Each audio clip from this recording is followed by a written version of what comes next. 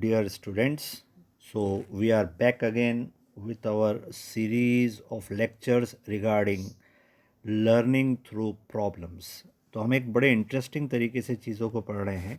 हम हर टॉपिक को उसके रिलेटेड प्रॉब्लम से समझेंगे so that it can be said this is just like hands on practice. Directly किसी चीज़ को सीखने का ये एक तरीका है. तो अभी हम कूलम्ब्स लॉ के बारे में बात कर रहे थे. कूलम्ब्स लॉ के ऊपर मैंने आपको पहले एक प्रॉब्लम आपको दिए हैं. अब अपन एक और प्रॉब्लम समझने जा रहे हैं.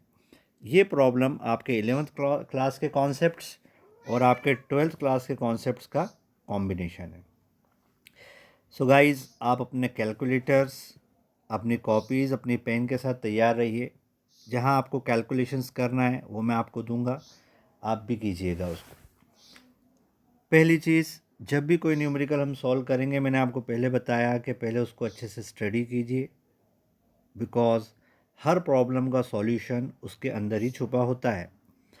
दूसरी चीज़, जब भी हम न्यूमेरिकल सॉल्व करेंगे, अभी क्योंकि हम सीख रहे हैं, तो हम पहले उसको नोटेशंस में और सिम्बॉलिकली करेंगे. बाद में जाके आप उसको वैल्यूज़ डाल देंगे और सॉल्व कर लेंगे. सो सॉल्व करना वैल्यूज़ डाल के कोई बहुत बड़ा विषय नहीं है. विषय है सही अंडरस्टैंडिंग. तो इस न्यूमेरिकल में जो आपकी स्क्रीन पे आपको दिखाई दे रहा है, मैं इसको रीड आउट कर देता हूँ आप लोगों के लिए. आप इसको पहले समझ लीजिए and then will start solving it. The numerical is like this. Two particles each having a mass of 5 gram. दो पार्टिकल्स हैं, दोनों का मास 5 ग्राम है. And charge of 10⁻⁻7 coulomb. दोनों पे चार्ज 10⁻⁻7 कोलॉम है. They stay in limiting equilibrium on a horizontal table. एक horizontal table है, उसमें स्टेट ऑफ लिमिटिंग इक्विलिब्रियम में, आप जानते हैं, आपने 11th क्लास में पढ़ा था कि जो फ्रिक्शन होता है वो दो तरह से काम कर सकता है. एक स्टैटिक फ्रिक्शन, दूसरा काइनेटिक फ्रिक्शन. स्टैटिक फ्रिक्शन की वैल्यू एडजस्टेबल होती है. उसकी वैल्यू फोर्स ऑफ अपोजिशन के बराबर होती है.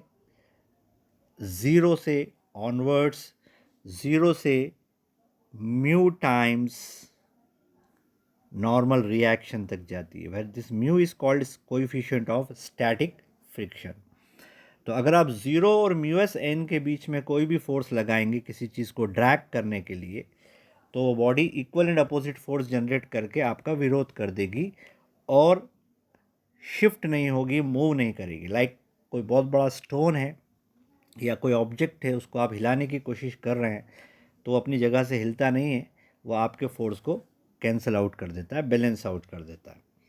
लेकिन जब आप फोर्स बढ़ाते जाते हैं किसी चीज़ को खींचने या धकेलने में, और आप म्यू एस एन को बीट कर देते हैं, तो वो बॉडी एक्सेलरेट करने लगती है, मोमेंटम गेन करने लगती है और अपनी पोजीशन से शिफ्ट करती है. और एज सून एज वो मूव करने लग जाती है, अब जो कोएफिशिएंट ऑफ फ्रिक्शन है वो म्यू एस से शिफ्ट होकर म्यू के हो जाता है और force mu k into N हो जाता है. Where N is the normal reaction of the body on the body from the surface in contact. तो अब आप इसको समझिएगा. ये तो मैंने आपको कुछ बेसिक बैकग्राउंड बता दिया है. तो पहले फिर से न्यूमेरिकल समझ लें कि स्टैटिक फ्रिक्शन की इक्विलिब्रियम में है, यानी लिमिटिंग पॉइंट पे वर्क कर रहा है वो. Find the coefficient of friction.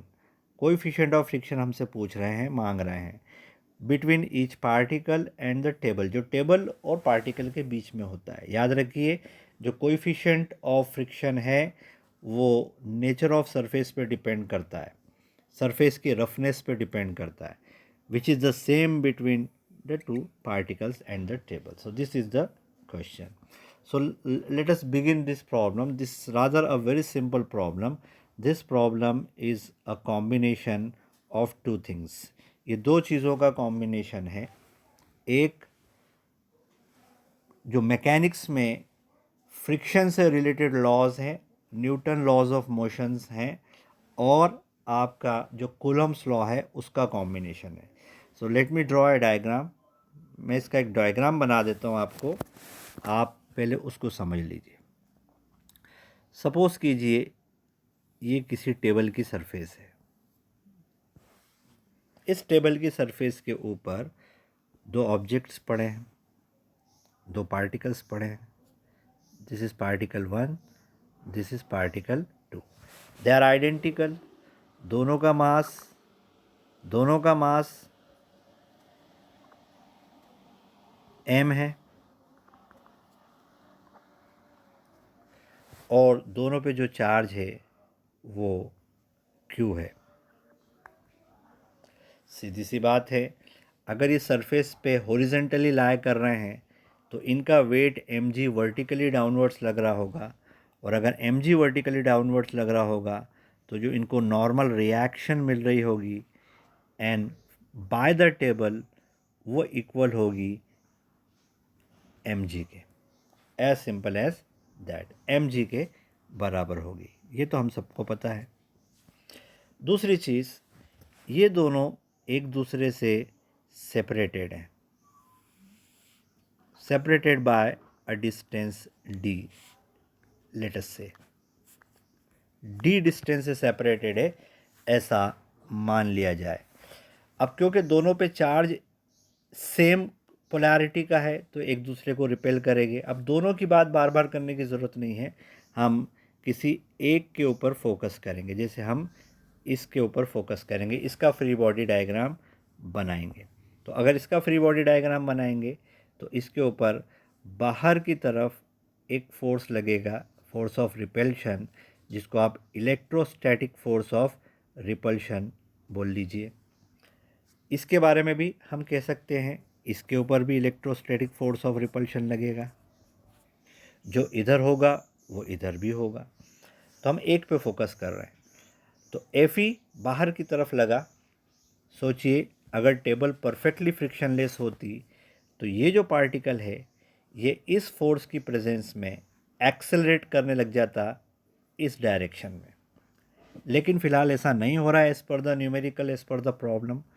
वो स्टैटिक इक्विलिब्रियम में है और लिमिटिंग कंडीशन में है, यानी एक फोर्स ऑफ फ्रिक्शन इसको पीछे की तरफ रोक रहा है, इस तरफ, और उसकी वैल्यू होना चाहिए mu times N.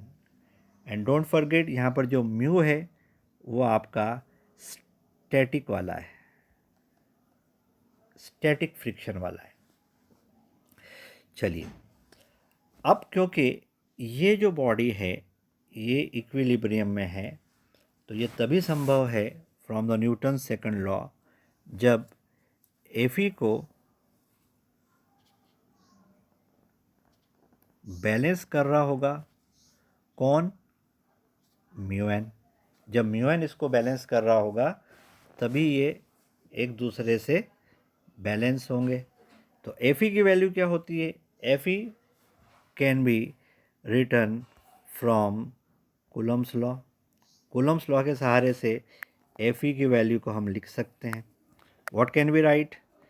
Fe equal to 1/4 pi epsilon naught Q1 Q2, तो आ जाएगा Q स्क्वायर, क्योंकि दोनों पे सेम चार्ज है, upon distance between their centres का स्क्वायर।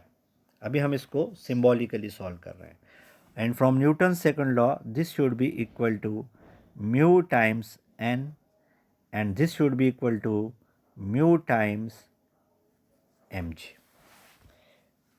इनको अगर हम एक साथ ले लें तो हमको मिल जाएगा 1/4 पाई एप्सिलॉन नॉट को कैपिटल के बोल देते हैं, Q square upon D square equal to mu mg। Mu की वैल्यू हमसे मांगी है तो हम म्यू की वैल्यू लिख सकते हैं equal to, mu can be written as k Q square whole upon D square mg। अब आप वैल्यू सब्स्टिट्यूट कर दीजिए जो जो दी है आपको। हम इसको SI सिस्टम में सॉल्व कर लेते हैं, कारण अगर आप CGS में करेंगे तो आपको कन्वर्जन करना पड़ेगा। SI में करना थोड़ा इजी रहेगा। तो म्यू की वैल्यू हो जाएगी, के स्थान पर रख देंगे 9 इंटू 10⁹ बिकॉज ऑफ और प्रायर नॉलेज।